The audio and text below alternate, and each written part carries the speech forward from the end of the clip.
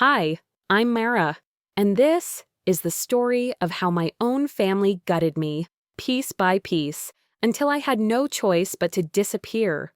On Thanksgiving night, my mother called me a burden. My father said I was the shame of his life. And while the turkey was still warm on their plates, I went upstairs, packed my bag, and quietly shut down the $20,000 a month they'd been bleeding from me for years. I even sold the penthouse they'd lived in for free, just to prove I was done being useful. But the moment I walked away was the moment they began to unravel. What they did next, not even I saw it coming.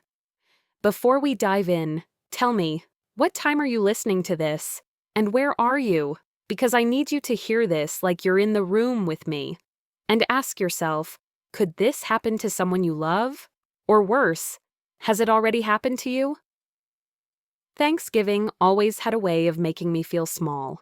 No matter how much I'd accomplished, how far I'd come, the moment I walked through that door, I became that girl again. The one who never quite fit, never quite belonged. The suburban air was crisp as I pulled into my parents' driveway just outside Chicago.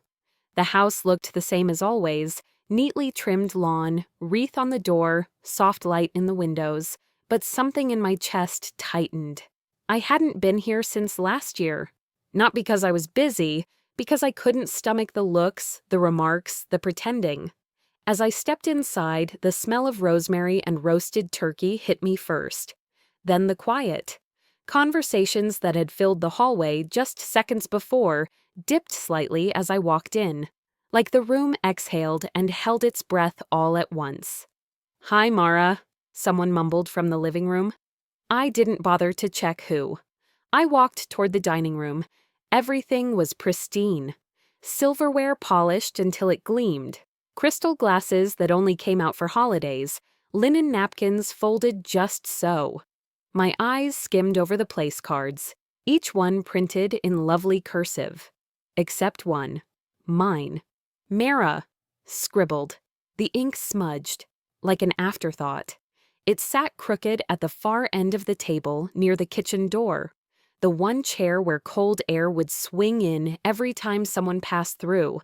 Of course, I didn't say anything. What would I say? "Hey, Mom, thanks for misspelling your own daughter's name again?" So instead, I tucked my coat over the back of the chair and made my way to the kitchen, where Lorraine stood in front of the oven, basting the turkey. "You finally made it," she said without turning. "Hope the city traffic didn't mess with your schedule." "Traffic was fine," I replied. She glanced at me then, expression unreadable. "Must be nice having so much flexibility with work. Not all of us can just pop in and out when we feel like it." I gave a tight smile. "I came straight from my last meeting." "Of course you did." She went back to the turkey. Dad was already seated in the living room, watching the game, glass of whiskey in hand.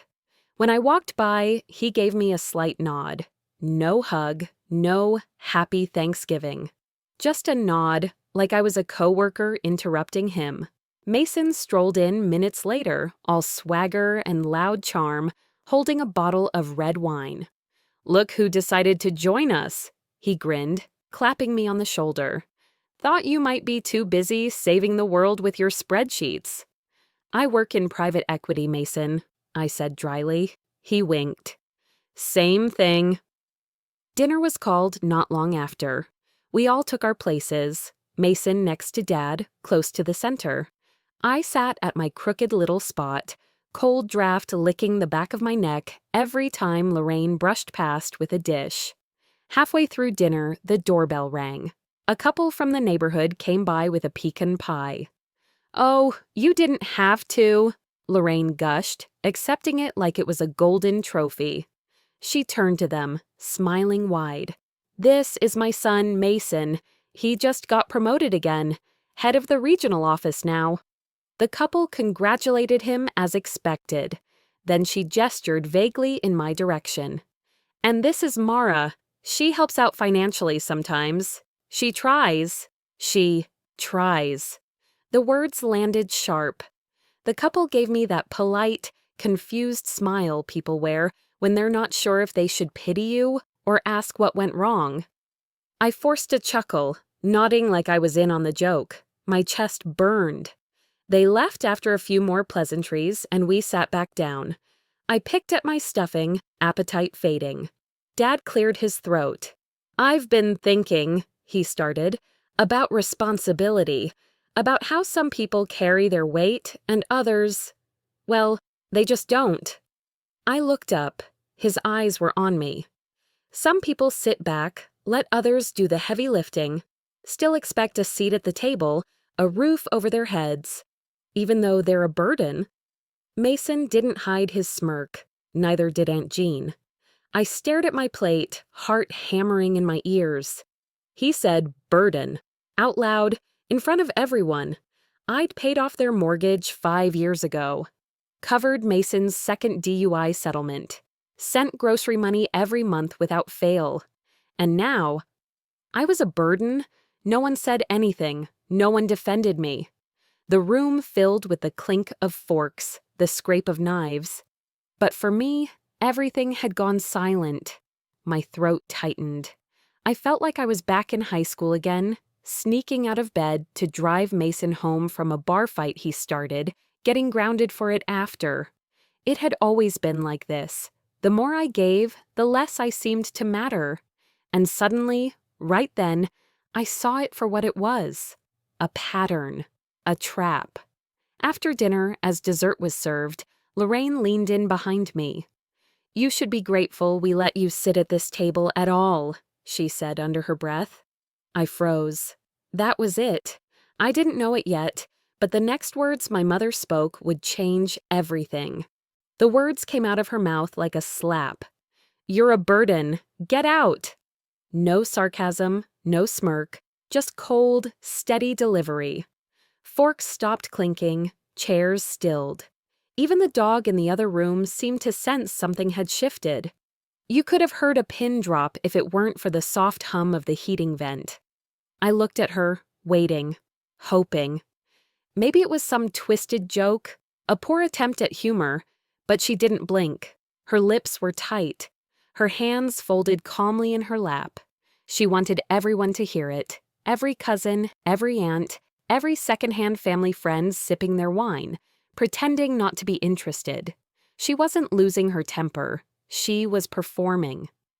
Dad leaned back in his chair, crossed his arms. His voice followed hers like it had been rehearsed. "You're the shame of this family," he said. "You always have been." That one dug deep. I'd spent years convincing myself he was just quiet, that he didn't say much because he didn't know how to show affection, that the checks I sent each month were enough of a connection. But now I saw it plain. He had never respected me. Not once. I didn't even know what to say. My mouth opened, then closed. I looked across the table at Mason, hoping for even the slightest gesture. He didn't speak. Just sat there with that half smile like he was watching a slow-motion car crash he saw coming. Everyone else kept their eyes glued to their plates, like this wasn't their business.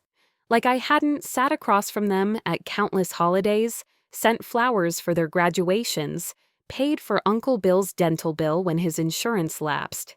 I cleared my throat, trying to steady it. Is this seriously happening right now?" Lorraine didn't hesitate. "You heard me. Pack your things. This is my house, and I won't have that attitude at my table." I blinked. "My attitude?" She raised her chin. "You think you're better than us. You always have." I nearly laughed. The irony was suffocating. And then came the final blow. "Mason is the only one who ever really helped us," she said, looking around the table as if giving a toast. "He's always been there. We would have fallen apart without him." That made me choke. I sat there stunned. "Are you serious right now?" No one answered. "I paid off your mortgage. I covered your surgery, Mom. I kept this house from getting a lien when Dad forgot the HOA dues for 6 months. Lorraine tilted her head. "Don't exaggerate." "It's not exaggeration. It's fact." That money wasn't a favor, it was expected, she said casually, like I was a waitress who delivered the wrong soup. My jaw tightened. I scanned the faces at the table. Most of them looked confused, like this version of reality was new to them, and they were accepting it without question. I stood up slowly, the chair legs scraping against the tile. The tension in the room thickened. She nodded once, like she'd won. "Get out! Leave my house!" I didn't move at first. My body didn't seem to register what was happening. The heat from the vent hissed softly. Someone coughed. Then Mason leaned toward me and whispered, "Don't make a scene, Mara. You'll regret it." My hands were shaking as I reached for my coat on the back of the chair. I glanced at my cousin Lisa. She looked down instantly. Not a word, not a single defense. I walked slowly through the hallway, past the photos on the wall, Mason at his graduation, Lorraine with her garden club, Richard holding a fish in Michigan. I wasn't in any of them. Outside, the air bit through my thin sleeves. I hadn't even brought a proper jacket. Just a work coat I threw on in a rush. The cold hit me, but it felt better than the dining room. Cars lined the street. Through windows, I could see silhouettes of families, laughing, passing bowls, leaning on one another. And I stood alone on the curb, trying to make sense of it. They'd erased me. Just like that. I walked to my car like I was underwater. My keys felt too heavy in my hand. I didn't start the engine right away. Just sat there in the dark, staring at the house I had kept afloat for years. The one I used to sleep in during college breaks. The one I saved from foreclosure without ever asking for a thank you. Now I was being erased, rewritten out of my own family story. And they weren't confused about it. They were fine with it. Comfortable even. That was the part that hit hardest. They didn't misunderstand me. They had chosen this. I pulled my phone from my purse and opened my banking app out of habit. The monthly auto transfers were still active. HOA fees, medical bills, grocery support. I stared at the screen. My thumb hovered over the pause button. A question formed slowly in my mind. Not loud, not bitter, just clean. What would happen if I stopped helping them? What if I finally let them experience life without my name on the bills they never thanked me for? It wasn't anger I felt, not even sadness. It was clarity. I looked at the house one last time, not with longing, but detachment. Like it was a building I once knew, not a home I still belonged to. I started the engine. The dashboard lit up with a soft glow, and just as I reached to adjust the heat, my phone buzzed. One notification, a new message, and whatever small piece of peace I was clinging to cracked wide open. As I started my car, one message appeared on my phone, one that made everything even darker. The screen lit up as I slipped the car into reverse, the message preview flashing across the top like a punch to the chest. Mason. "Mom and Dad are right. You always twist things. Just leave." I didn't move. My hands stayed locked on the wheel, breath caught somewhere between my ribs and my throat. I stared at those words for a long time, as if maybe they'd rearrange themselves into something softer, something human. But they didn't. It wasn't the cruelty of the message itself that broke me open. It was the sender, Mason. The same Mason who, back in high school, stood in front of a crowd at my choir recital when a few parents whispered something about my solo being too ambitious. I still remember his voice low in my ear. "Screw them. You killed it, Mara. I see what you do." That kid, the one who always slipped me the last roll at dinner, who gave me his charger when mine broke, who told me, "You don't have to prove yourself to them," that boy was gone. In his place was someone who repeated my parents' words like a script. It felt rehearsed, like Lorraine had fed him the lines and he swallowed them whole without blinking. I could have deleted the text. Instead, I opened it fully and read it again. Each word carved a line inside me, confirming something I didn't want to admit until now. I was alone in this. The second buzz came before I even locked my phone. Another message. Mason again. Before you leave town, make sure the HOA fees are paid for next month. Dad said you're behind. The absurdity was so sharp I actually laughed. Once, bitter and breathless. The HOA fees. For the house I paid for, in full. I hadn't missed a single payment, not once in all these years. I handled it like I handled everything else. Quietly, precisely, without asking for recognition. And yet here they were, talking about me like I was some reckless freeloader. They didn't want me in their home, but they still expected me to foot the bills. Still saw me as the ATM they could kick and curse and come back to like nothing ever happened. The engine hummed softly in the background as I sat there, blinking back the sting in my eyes. It wasn't even the money, it was the gall, the entitlement, the belief that they could erase me, then still depend on me. The longer I sat still, the heavier it all became. My chest hurt, but I didn't sob. The tears came anyway, slow, quiet, relentless. They slid down my cheeks and onto my collarbone like something private and necessary. I hadn't cried in months, maybe years. I'd gotten too good at swallowing everything whole. Tonight, though, the weight broke loose. All of it. The dinners, the surgeries, the birthdays I paid for but was barely invited to.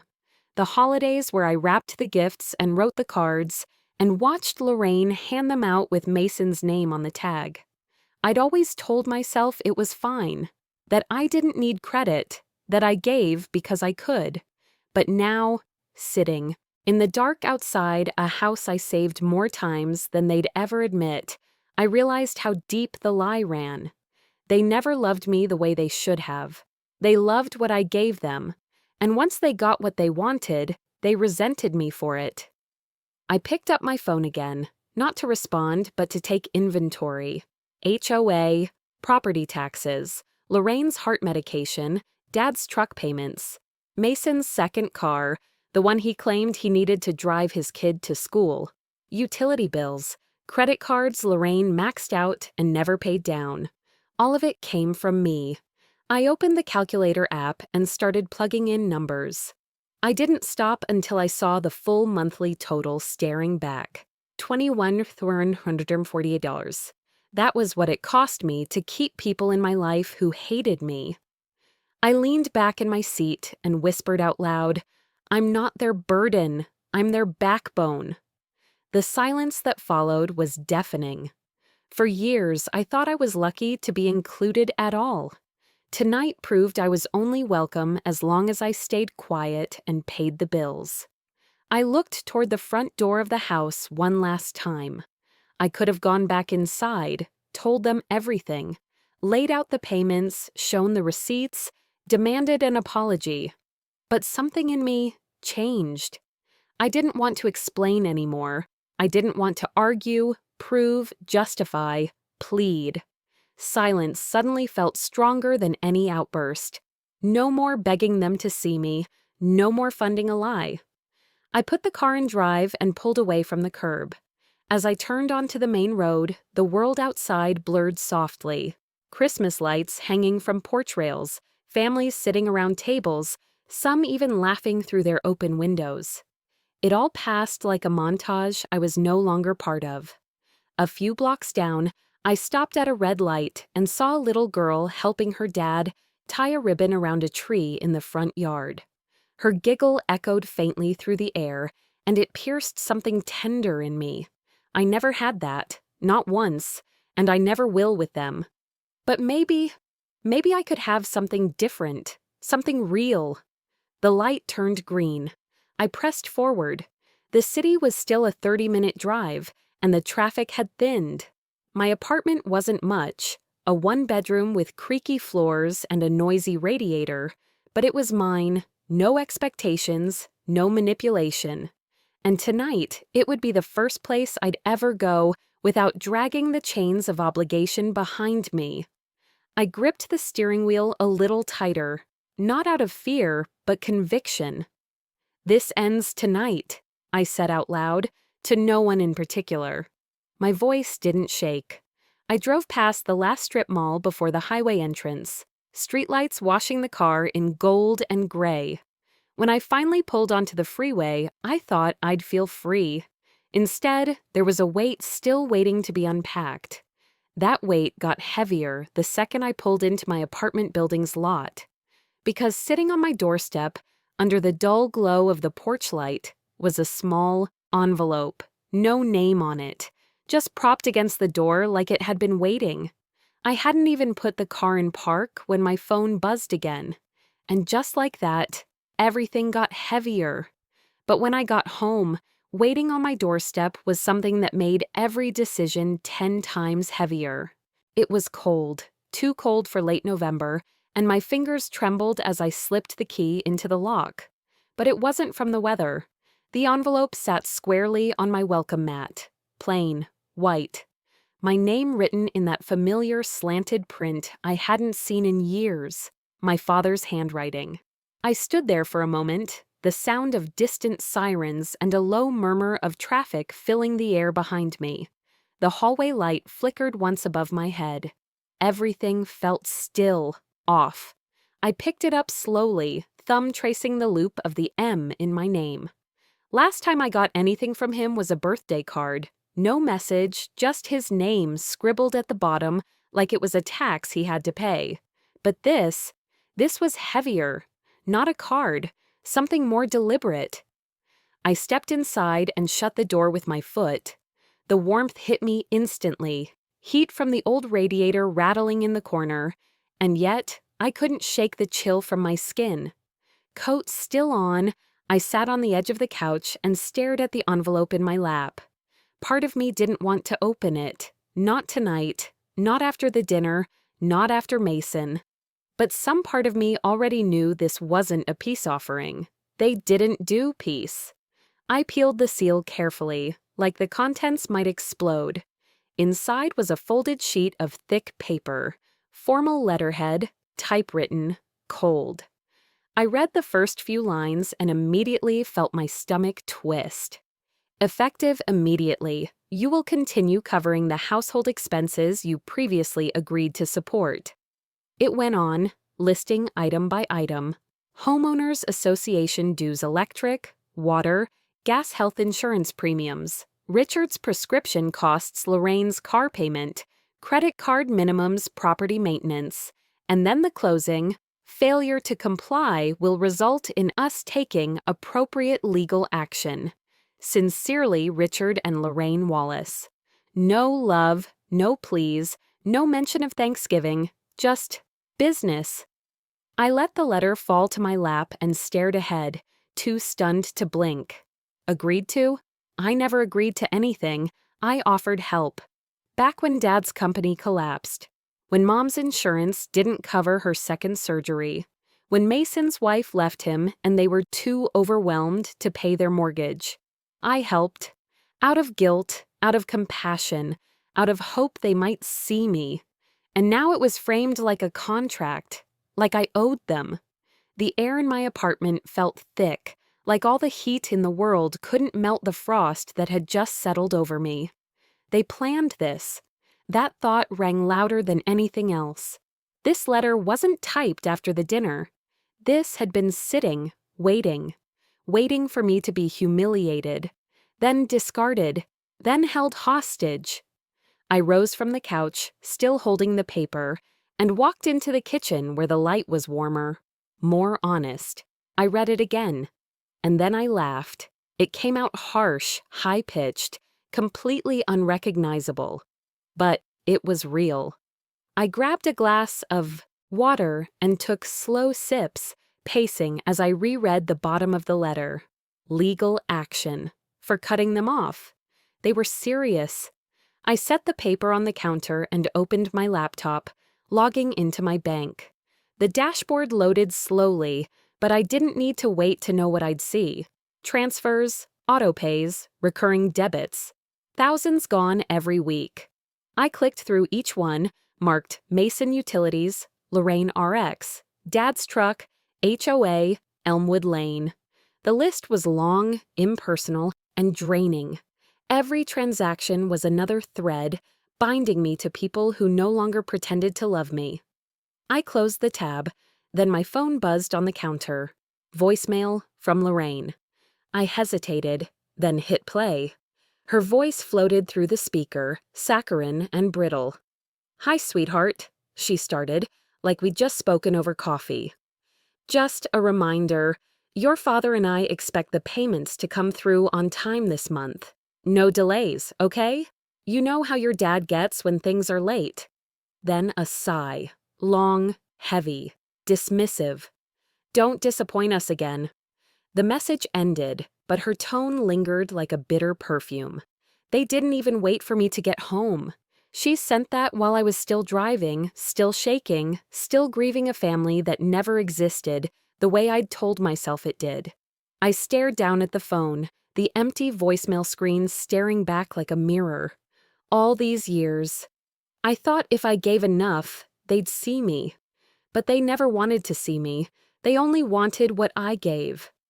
I set the phone down gently, my hand now steady. I turned back toward the living room. The apartment was quiet, just the hum of the fridge and the wind pressing faintly against the windows. I looked at the letter again. Then Lorraine's voice echoed in my head. "Don't disappoint us again." It was like something inside me finally cracked. Not from weakness, but from pressure. I whispered, to no one but myself, "I'm not their burden. I'm their damn foundation." And if that foundation pulled away? I crossed to the table, sat down, and opened my laptop again, this time with a different purpose. I clicked into my payment manager, hovered over the first auto transfer, $980 to the HOA account. I didn't cancel it yet. Instead, I stared at it and whispered, calm and firm, "Let's see how well they live without me." My hand moved toward the pause all payments option, but just as my finger hovered over the touchpad, a pop-up appeared at the bottom right corner of the screen. One new notification from my bank. Account access alert. Your linked business account was accessed from an unrecognized device. I froze. Business account, not my personal one. The one only I had access to, and one other person from years ago. Someone I trusted, but before I could open it, I knew something bigger was waiting. And it wasn't just about bills anymore. It was about everything. Not just the money, not just the betrayal. It was the unraveling of every illusion I had carefully constructed to survive. And now, all of it, every word, every dollar, every memory, was burning. My phone lit up again. Bank alert, unauthorized login attempt, flagged. I blinked, then opened it. It was from my joint-linked emergency savings account. A backup I'd created years ago, back when Mason's first wife left and everything in the family turned into chaos. I'd linked Dad once, out of convenience. I forgot he still had access. Until now. IP address, Elmwood Lane, their house. The air in my apartment felt like it had no oxygen. My heart thudded, not from panic, but from something colder. Awareness. He didn't just assume the money was his, he tried to take it. I tapped the notification, pulled up the activity logs. User, Richard M. Caldwell. Device, iMac. Location, home. I whispered aloud, "He tried to drain me." I didn't even notice I was already dialing the fraud line. The hold music was something soft and generic, but my hand holding the phone was steady. When the rep finally answered, I gave my info, confirmed the alert, and listened as she repeated the IP and name. "Yes," I said, "remove him permanently. No future access." There was no tremor in my voice. Not anymore. It didn't feel like a moment. It felt like a boundary. And it was about time. After hanging up, I sat on the edge of my bed, still wrapped in my coat, and stared at the wall across from me. The lights of the city blinked outside my window, warm and indifferent. I could hear someone walking their dog down on the sidewalk, the distant scuff of sneakers on pavement. And I remembered something I hadn't thought of in years. I was 9. I'd been pushed at recess, hard, scraped my knees bloody. Kids laughed, teachers ignored it. But that night, I sat on the porch with Dad. He handed me a glass of lemonade and said, "I'll always protect you, pumpkin, even when the world doesn't." He meant it then. At least I think he did. But that promise dissolved somewhere between overdue mortgages, secret favoritism, and the invisible spreadsheet they must have been keeping on me all along. They didn't want me. They wanted what I earned. And suddenly, it wasn't a memory anymore. It was a story I didn't have to believe in. I stood up and walked back to the table, reopening my laptop, chasing something I hadn't looked at in months, my account history.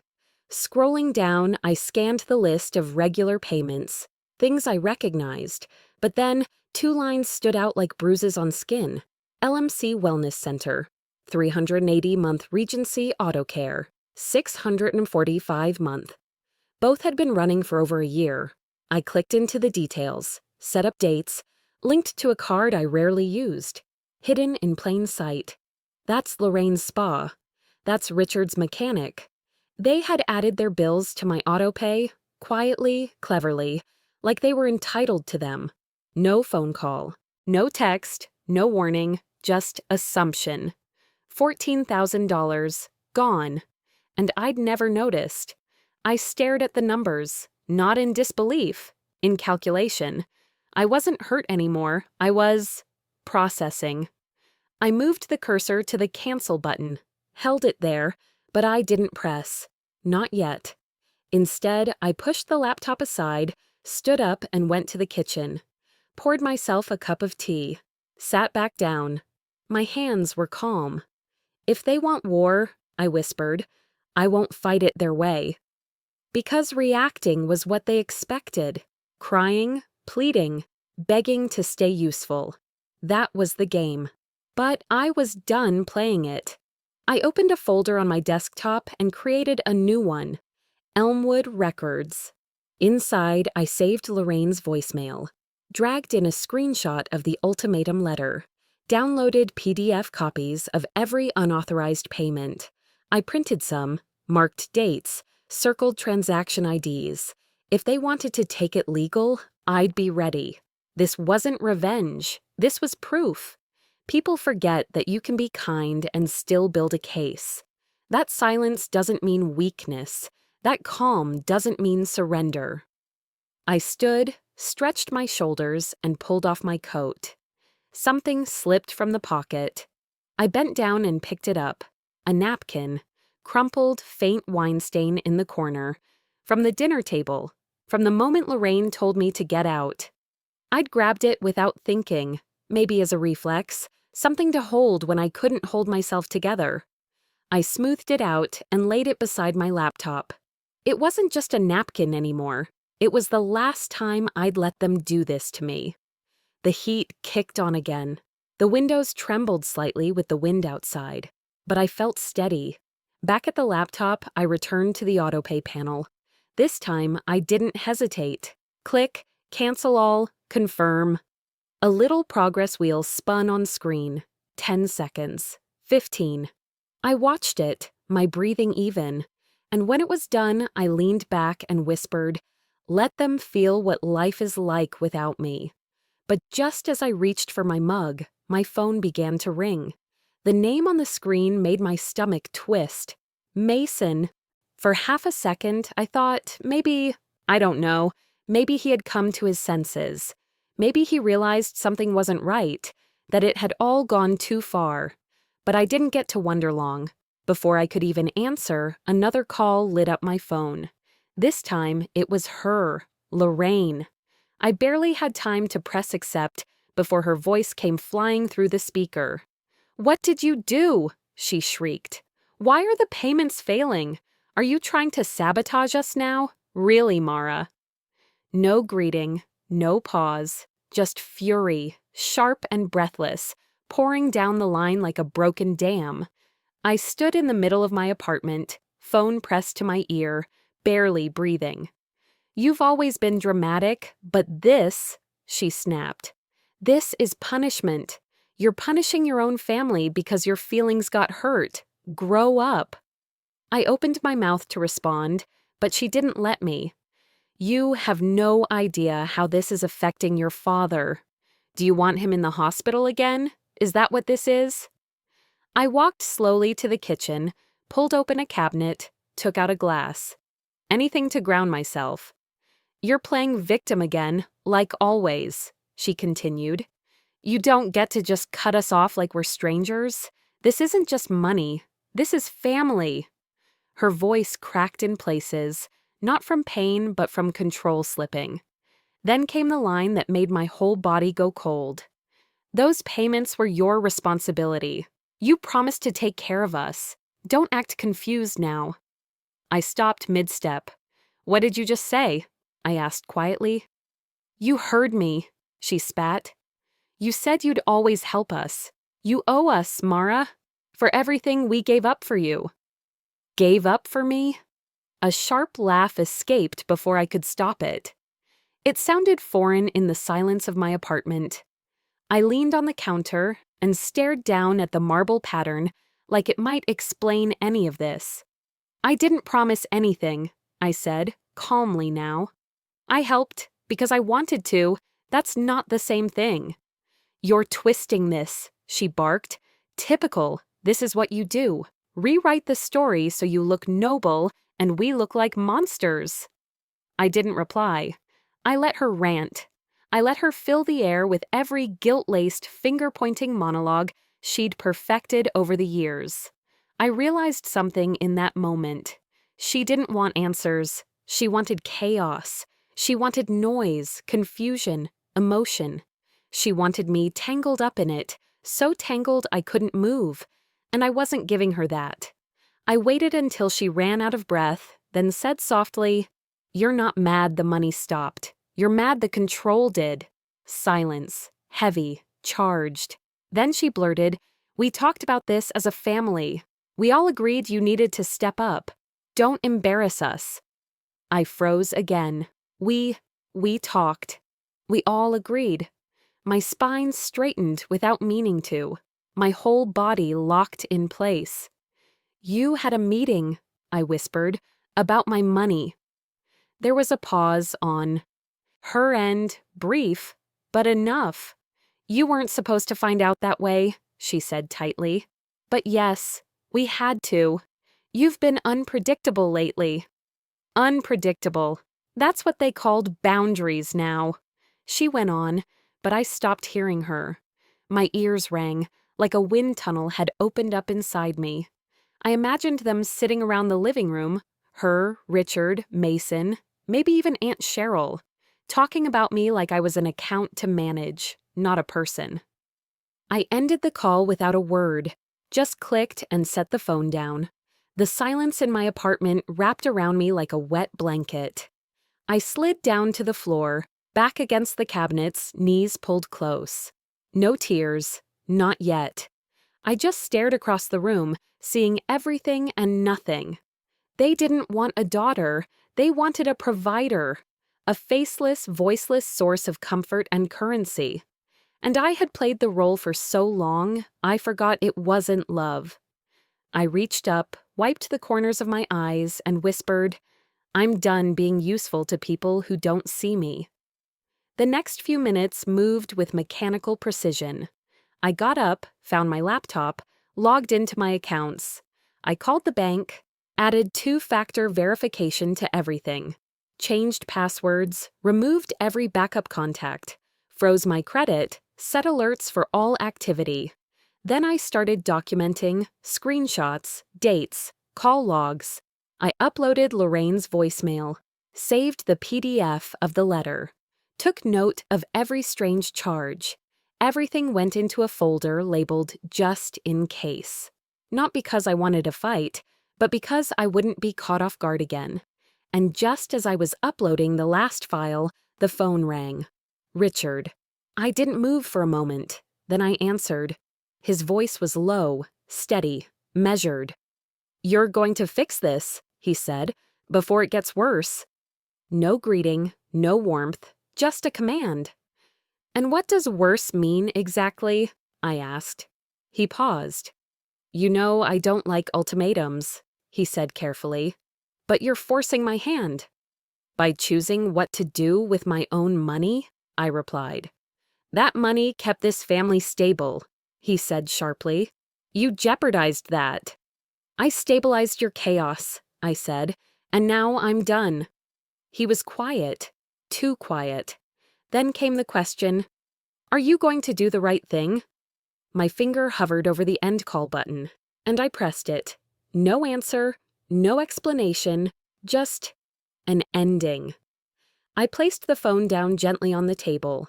My hand trembled slightly, the adrenaline still moving through me, and then stillness. A kind of quiet that felt off. I didn't trust it.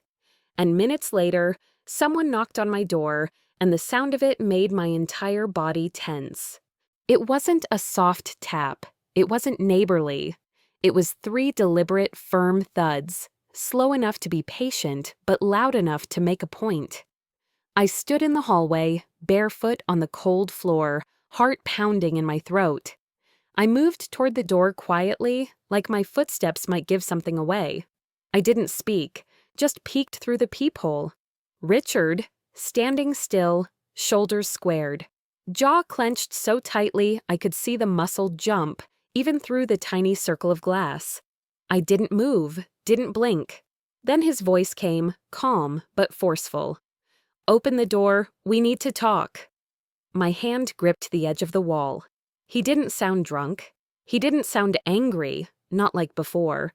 But there was something worse about this version of him. Composed, controlled. I said nothing. He leaned in slightly, bringing his face closer to the peephole. "You think you can just walk out on your family?" he said, slower now. "Just like that?" Still, I stayed quiet. Then, like he had rehearsed it, he pulled something out of his coat and held it up. A manila folder, thick, worn, stuffed with papers. "Fine," he said. "Then take a good look. You think you're safe behind that door, Mara? This—" He tapped the folder against the peephole. "This says otherwise." I squinted, trying to make out what it was. One page inside was turned outward. I could barely read the heading, but the bold words stood out. Draft complaint. He knew I'd see it. That's why he brought it. "You're threatening to sue me?" I said, finally finding my voice. He smiled, tight, smug. "We talked to someone. If you're going to cut us off, we'll recover what's owed. You can't just withdraw support like it's optional." "You're bluffing," I said. "That document means nothing. It's not legal. You know it." He tilted his head. "You know what else isn't legal? Emotional abandonment, financial manipulation. There's precedent for all of it." I almost laughed. Almost. "You can't sue me for something I never agreed to," I said, louder this time. Richard didn't miss a beat. "You agreed the day you were born." Those words hit like ice water.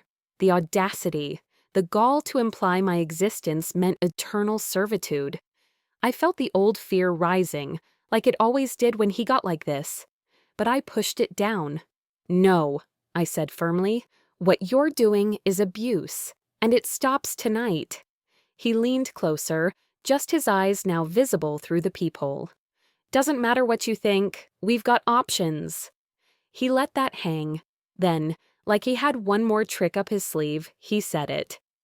"Mason's moving back in with us." I blinked. "What?" "He'll take over what you failed to do." Failed. That word didn't sting as much as the next sentence. "He's already using your credit lines," Richard added casually. "It's easier that way. You shouldn't have left your information on the home. Computer—" My knees nearly buckled. "What did you just say?" I whispered. "Oh, don't act shocked," he replied. "You used to pay his tuition, his car. It's the same thing, family shares." "No," I said, stepping back from the door. "No, this is theft." "It's what's right," he said. "You've always had more. He deserves a little ease for once." I felt my stomach turn. My chest tightened like a vice. Mason, my baby brother, the one I helped through every mess, the one I defended every time Richard put him down, the one I protected, sacrificed for, believed in. He'd taken my information, used my credit, behind my back. I pressed my hand to the wall for balance. Through gritted teeth, I said, "He had no right." Richard's response came without hesitation. "He had every right. We're family." The words were like poison in my ear. Not because they were loud, but because he truly believed them. I couldn't stay standing anymore. I sank to the floor, leaning back against the wall, phone still in my hand. My voice cracked, but it was steady enough. "This ends now." And I meant it. I stood back up, walked to the kitchen, grabbed my laptop. I logged into my bank account again, this time going straight to the fraud department's emergency contact. I reported unauthorized use of my credit lines, asked for every traceable login, froze all cards. Then I opened a document and started a new list. Every financial connection Mason ever had to me. Every bill I'd covered, every payment I didn't question. I was going to build a paper trail so clear they wouldn't be able to deny it. They wanted war? I wasn't fighting with fire, I was fighting with facts. Back at the door, Richard hadn't moved. I could see his shadow under the threshold. His presence lingered, thick like smoke. Then, finally, another knock, softer this time. "Last chance, Mara," he said. I didn't answer. He waited. 1 minute, 2. Then the sound of footsteps, slow and steady, walking down the hall. I listened until I couldn't hear them anymore. Then I exhaled. Hard.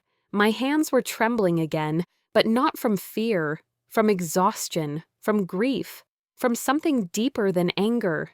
Disbelief that the people I once called family could twist things this far.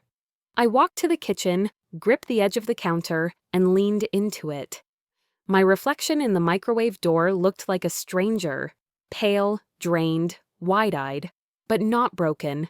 I was still standing, and just as I thought the night was finally over, my phone buzzed, and the message on the screen made my knees go weak. It was from my credit card company. "Suspicious transaction attempt, 8994736, declined. Location, Chicago, Lux Tech Electronics." I sat down hard on the edge of the bed. My ears were ringing. Lux Tech, that was across town. High-end electronics, TVs, sound systems, laptops. Nearly $9,000? I swallowed, forcing my hands to stay still as I tapped the screen to open the full alert. The charge had been declined. Thank God, but the attempt itself told me everything I needed to know. They were still coming for me, and this time, they weren't playing small. I hit the number on the alert, connecting with Lux Tech's fraud department. The man who answered sounded sleepy, annoyed, but when I gave him my name and details, his voice sharpened. "Yes, ma'am, I see the alert here. It was flagged automatically, no match on the ID." I exhaled. "Do you know who tried to make the purchase?" He hesitated. "We're not allowed to give names, but the person used your name, address, and last 4 digits of your card, but their ID didn't match. Young guy, baseball cap, hoodie." I already knew. "Mason," I whispered, but then he added something that chilled me. He wasn't alone. There was a woman with him, blonde, maybe mid-50s, looked like she was guiding him. My blood froze. Elaine. They were working together, my mother and my brother. The 2 people I'd protected the longest, defended the most, plotting, stealing, smiling while they gutted me from the inside out. I ended the call with a thank you I barely remembered saying. My fingers shook as I put the phone down on the nightstand. I could still feel their betrayal rising like acid in the back of my throat. Before I could fully process it, another notification lit up the screen. Unauthorized attempt to unlock driver door, location 1078 Stonebrook Lane. I stared at it. That was my mother's address. My breath caught. They were trying to get into my car. I rushed across the room, grabbed my coat, and yanked open the small drawer where I kept my keys and insurance papers. I checked my car's tracking app. Same address. An attempt was made not 5 minutes ago. It wasn't just money anymore, it was everything. I stood in the living room for a long moment, surrounded by the silence of my apartment, then said out loud, maybe to myself, maybe to them, they think they can strip me down until I have nothing left. But I wasn't going to crumble. I sat down at the kitchen table, opened my laptop, and began pulling everything I had. Bank statements, mortgage records, utility bills with their names on them, screenshots of every notification, a digital paper trail, evidence of years of quiet giving, now used against me. When I had enough, I grabbed my phone and called Jordan, a lawyer I worked with at the firm. She answered on the second ring. I didn't waste time. I need advice, legal. I told her everything, quick, clipped. She was quiet for a moment, then said, Mara, you've got enough here to file a restraining order, and you could press charges, identity theft, financial fraud, harassment. I nodded even though she couldn't see me. Then that's what I'll do.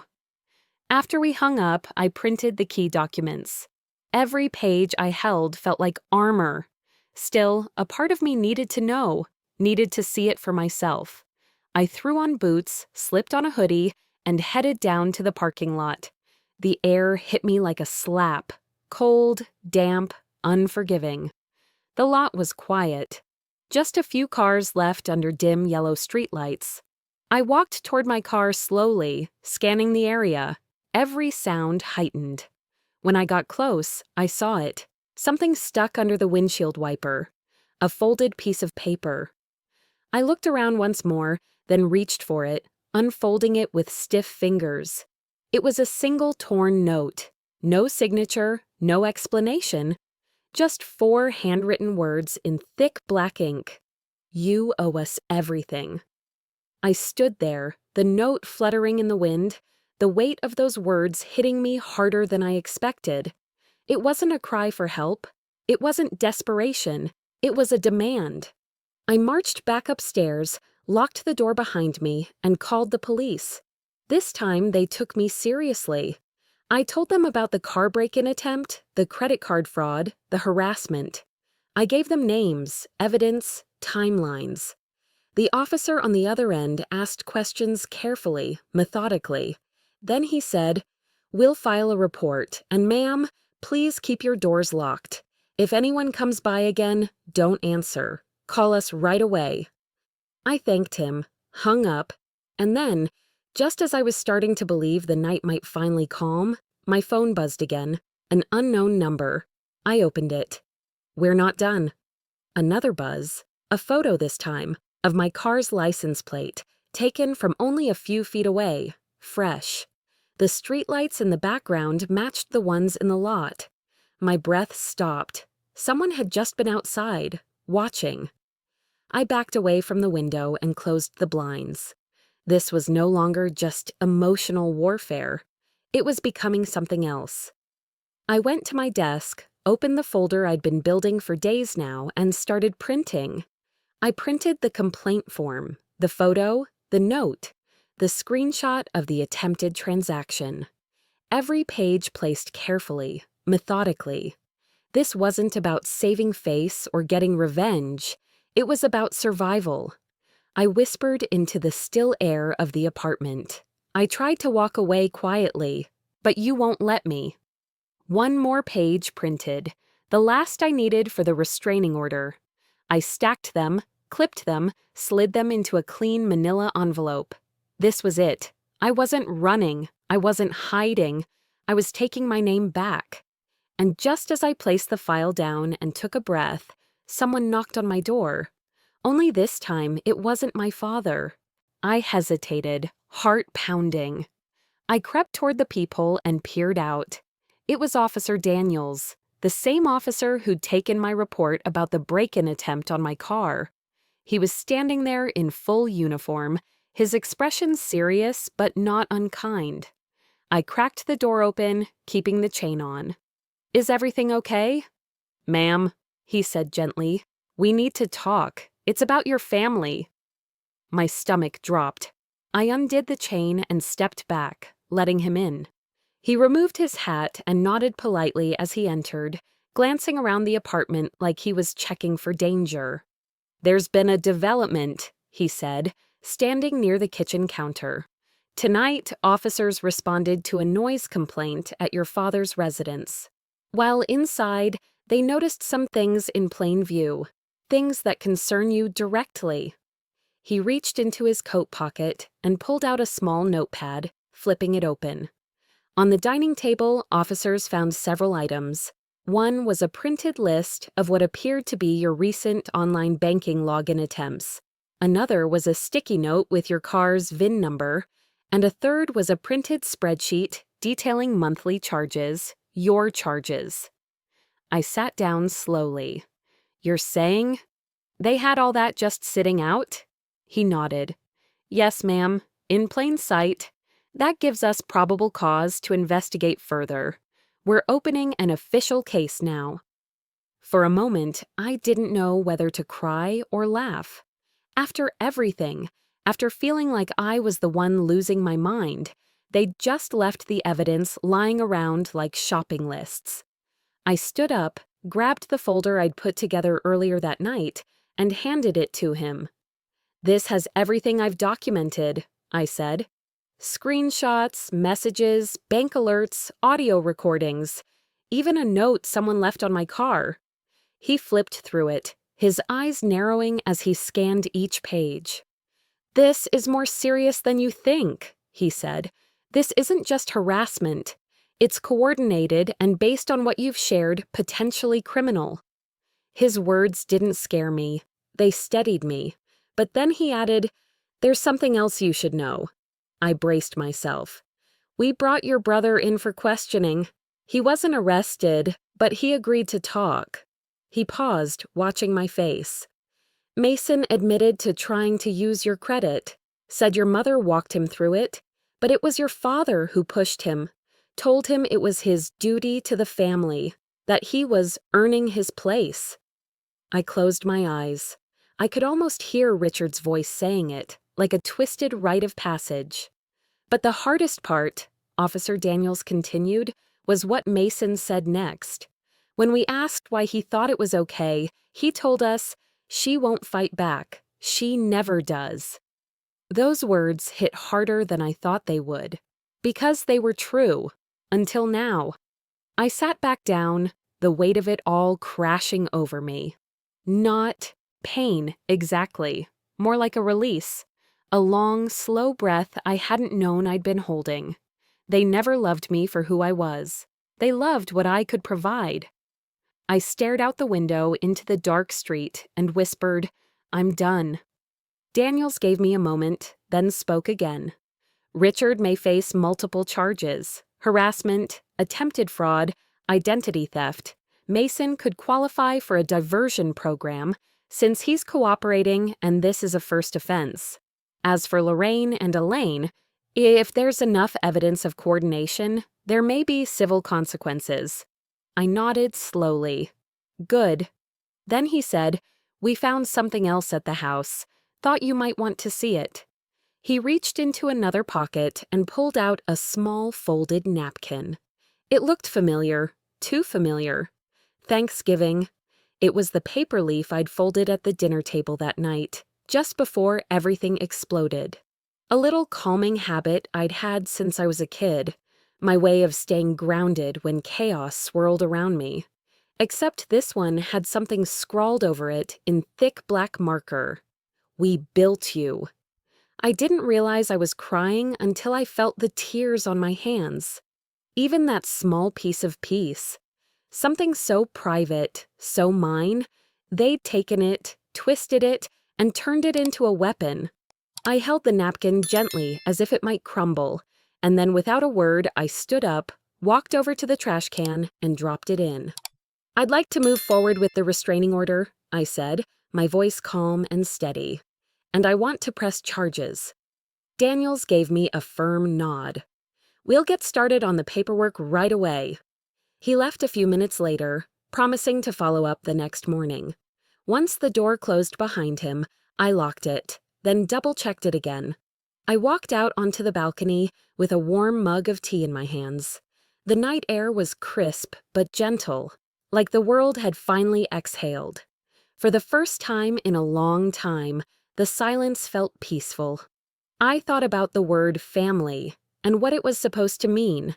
I thought about loyalty, respect, protection, and how none of that had existed in mine.